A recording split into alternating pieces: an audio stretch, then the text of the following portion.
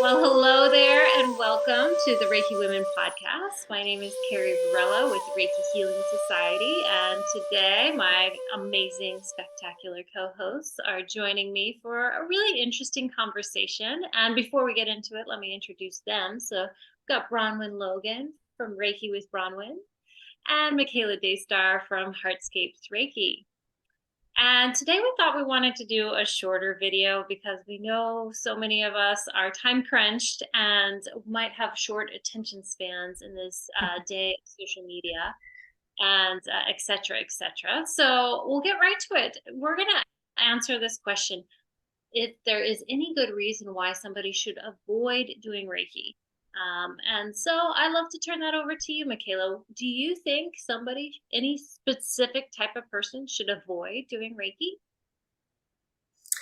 So, we want to keep it short and simple, but that's not how I roll. So, right away, there's kind of a couple of different ways to look at that, right? Is there anybody who should avoid receiving Reiki, like, receiving a Reiki treatment? And is there anybody who should avoid sharing Reiki, learning Reiki, being a Reiki practitioner, doing Reiki? And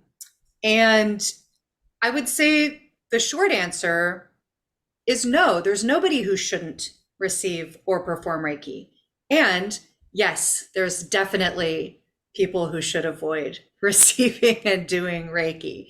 In other words, it depends, it's situational. But what really comes up right away, particularly, so if we think about receiving Reiki, is there anybody who should not receive Reiki?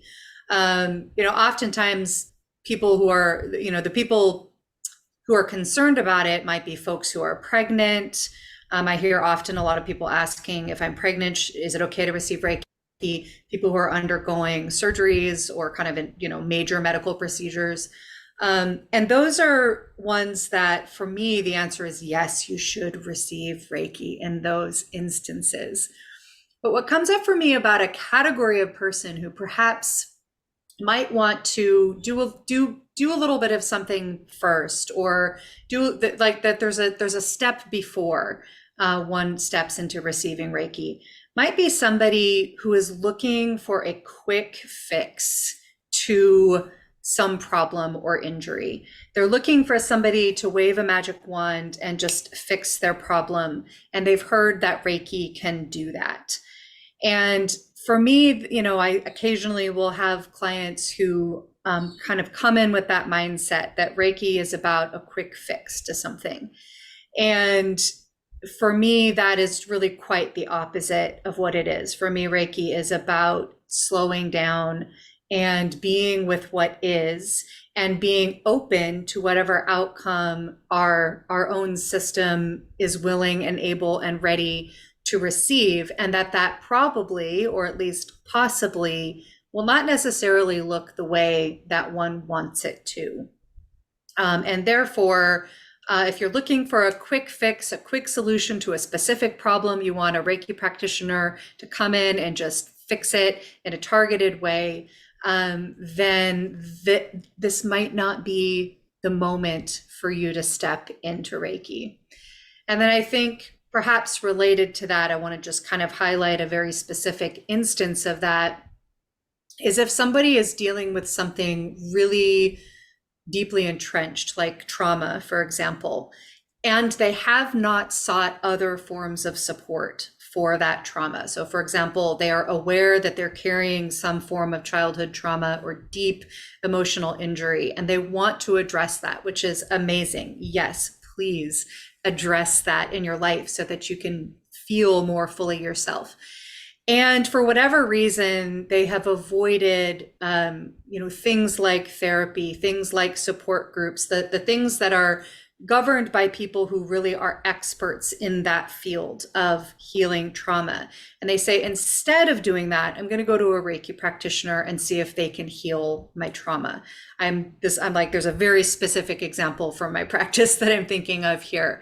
And a Reiki practitioner is not a trauma therapist, unless, of course, you are also trained as a trauma therapist. There are those people who hold both roles. And so that would be a specific example of somebody who has a step first, right? That there's something that needs to be done first in order to put them in a good, safe, structured position to then step into energy work, step into body work in a way that's going to be really supportive of their healing rather than, not be a structured enough container for them. So that's what comes up for me with that question. Okay. Well, I think if you're wearing red, you probably shouldn't do it. Or if you eat garlic, or I can't think of any more of those stupid things. Oh, sorry. Did I say stupid? No. Anyway, no. Yes, I agree. Basically, it's for everybody, but it does depend upon what your understanding of Reiki is. Yeah, because for me, Reiki, the word Reiki, is really, I am Reiki and everything is Reiki. So it's a little bit hard to, in that sense, to differentiate this idea of, whether we should avoid something. Well, I guess I could avoid myself, and we all do that at times, don't we? So, but seriously, yeah, everything is Reiki. It's really, the system of Reiki is about bringing our awareness to who we are, awareness to the fact that we are Reiki, that everything is this natural flow. And generally what we're doing is getting in the way of that. So yes, for anyone, of course, I like what you said, Michaela, about people with trauma. I've worked with different clients who, I had a client once who was a schizophrenic and was in the middle of that, was unmedicated, and really it wasn't that's not necessarily the right time for something like that. What that person really needs at that time is really specialized help. And so I guess, we can see it in those terms. The other thing, so that's some sort of something a little separate, if you like. The other thing is that when we work with the system of Reiki, and whether we're working on ourselves or we have treatments, and we're in a state where we're unlike the person I was just talking about. So we're, in a regular sort of phase of our life, and we put ourselves in as much as we want to at some level. I always feel that, so there is a level of us, we go, well, this may not be conscious, but in your head, you're going, well, I can deal with so much at the moment. So that's how much you allow to start yourself working with, if you like. So once again, that's a very safe thing. We are actually regulating what is going on. We're not at the whim of a practitioner or a teacher. It's totally up to us as to how much we start to work on ourselves, how much we bring up and become conscious of things. The only other person that I would say that, it sort of links into what you were just saying, Michaela, it made me think about this, is that when we come into a treatment or a course, or even working on ourselves with expectations, then we are going to be disappointed, and we're not going to be able to be open to whatever healing or balance that the system of Reiki can bring us. So the more that we can release expectations, like we might have had an amazing meditation with Josh and Kokyoho, and it was just like the whole world, opened up, and we felt all these things. Well, that's going to be a hard one to beat every time, right? And that can be really disappointing, and we can be like, I don't know, it doesn't work for me anymore, or whatever. That's all about expectations. And if we can just release that and actually be here in the moment of whatever is going on, and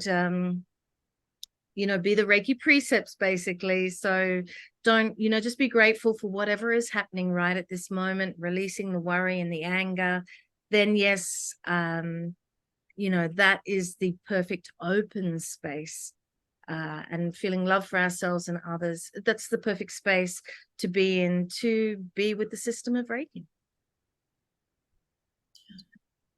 Yeah, What you brought up, Bronwen, I think are two important points that I would note is that if there's anyone I think who might choose, it would be important perhaps for them to evaluate whether or not Reiki is the right medicine for them is if you have a serious mental health issue.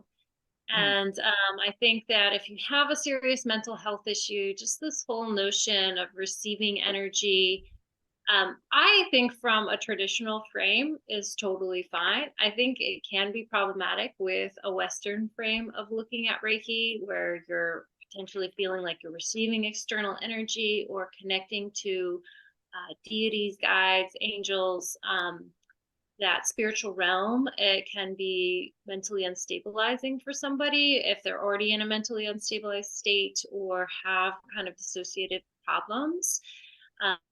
So I would always work really carefully with somebody who has, not because they're dangerous or there's any stigma with that. It's just, I don't know if Reiki would support you. I think if you struggle with mental health and you can lay down peacefully on a massage table, fully clothed, with somebody touching your head and not not taking you into an unhealthy mental place, then by all means, I think Reiki can support you and support the mind to relax, the mind to release anxiety. But for somebody who has a very serious mental health issue, that might not be possible for them. And so it's just something to consider. Um, Also, as you mentioned, Bronwen, it's like if you have a really strict expectation of what you're trying to achieve from Reiki, that might be not necessarily a reason to avoid it, but it might be a reason why somebody wouldn't return to Reiki because they had a very strict expectation of what they wanted to achieve with the energy work, and that they weren't open to maybe a transcendent solution to move through them. So I've definitely seen that a lot with an elder generation who wants to come in and they're like, I want to avoid a surgery. And so I want you to just give me Reiki on my knee the whole time with this expectation that Reiki is going to heal that knee and undo, 70 years of living and walking in this life. That's a really rigid expectation. And I've also had clients who have, but in the fact is if the expectation was I want healing for my knee, I think that's okay, of course, and I'm always happy to focus and do a session on more physical healing, orientation around physical healing. But if somebody is really rigid around, I just want to avoid a surgery, and they're not really open to maybe letting the energy work help them release fear or anxiety or whatever might be holding them back from feeling like that would be an option for them, or they're being closed off to that option. I think that's unfortunate, and so I would hope that if I am working with a client like that, that the Reiki is also helping them open themselves to, age and healthy aging and how they want that to look and how they want to feel as they age. And if they have this pain in their knee and it's keeping them from enjoying their quality of life and they're super stubborn and not going to a Western doctor, like I hope that the Reiki would kind of help them open up to that and evaluate whatever they need to do to support their health and healing. But I also have had situations where clients really want to avoid a specific medical surgery. Other than that, so I've had clients who've had a lot of womb issues and want to avoid hysterectomies, things like that. And that always gets a little bit touchy for me because I'm not there to provide medical advice. So, if a qualified medical doctor is telling them they need this kind of surgery, for whatever reason, it's just not my wheelhouse to tell them what to do medically. But if they want to avoid that surgery or avoid that complicated medical procedure, I'm always happy to work with them energetically to do Reiki. But again, I'm not going to promise a radical healing and miraculous healing for them. And and I have seen clients actually who really felt very strongly that a medical procedure wasn't right for them, and because of that, they were really diligent and they worked through it and found some alternative healing that really worked for them. And I was really proud of my clients who've struck true to their own intuition, their own body's knowing, and did that. And I think Reiki can support that. So there's kind of like that give and take. It's really not my place. So I feel like as a Reiki practitioner, I'm just there to provide that the healing and letting whatever arises for them arise. I think that's right. And I think those words alternative and complementary are really helpful words in that situation. So, we're not an alternate practice, but we're definitely a complementary practice. Yeah. Yeah, I love the direction that you took this, Carrie, right? And it really brings up like the difference between kind of going into something blind and with rigid expectations versus going into something with informed choices. And so if we look at, and your point, Bronwen, that this is about complementary treatments across the spectrum of what's available to us, educating ourselves about what's available, what our specific conditions are, and what is needed from the perspective of different traditions, and then making an informed decision. And so, for example, if we take the example of a cancer patient who is terrified of the really intense invasive treatments that are often involved with cancer treatment from a Western medical perspective, and they want to do something different, and they have done their research and they have talked with their doctors, and they are addressing the nutrition side of things, and they've worked with their feelings and their fear around the treatments, and they've decided that they're going to take their chances, or they're going to risk avoiding the invasive procedures that might have a higher reliability of curing the cancer, but might also have a lot of negative impacts. And they're going to take a different path, and Reiki is going to be part of that path. Or perhaps they are going to take the invasive treatments and Reiki is a part of that path. This is an informed choice, right? And I had a colleague who did exactly that. She was a holy fire Reiki practitioner, very passionate about that form, and had done rounds of chemotherapy, and at a certain point is like, I'm not doing that. I'm following nutrition. I'm doing very targeted Reiki. I'm doing these other things. I'm using cannabis in particular ways. I'm using this, I'm using that. And ultimately she passed from her cancer, but her quality of life in the time, 2 years or so that this was active for her, was significantly higher than it would have been had she been going through these, really debilitating treatments. And so for her, yeah, going with Reiki was absolutely part of an informed set of choices that were not rigid in their expectation. Absolutely appropriate. I'm thinking of another student of mine who had an infection in her tooth, and we did a group distance session with her, and she experienced essentially a miraculous healing around this really acute infection that was happening. And we always can be open to that possibility of a miraculous healing, like the infection like drained out of her head like while we're in this session. And the next day she went to the dentist and had the tooth extracted, right? Because like that was a medical issue that was going to recur, right? So she took the relief and like accepted the miracle of this really dramatic relief of this pain and this infection in that moment, and then followed it up with dental support, right? And so, again, for me, that was wide open expectations, informed decision making, and really beautiful example of complementary medicine working together. Yeah. So, well, I think that was a good short little discussion there on if there's any reason why anyone should avoid doing Reiki. We didn't really get into the whole part about giving Reiki, so maybe we'll do that on another episode down the road. And we'd love to hear from you, those of you who are listening on this little shorter Reiki Women podcast. Have you ever encountered somebody that you felt like should not be doing Reiki, should not be receiving Reiki? Outside of what we talked about, or maybe you had a a similar experience. We'd love to hear your experiences. So feel free to share them with us. Feel free to share this episode on to somebody else who could use this information. And we appreciate you all so very much. And we'll see you again for a future episode down the road. Blessings. Bye. Bye. Bye.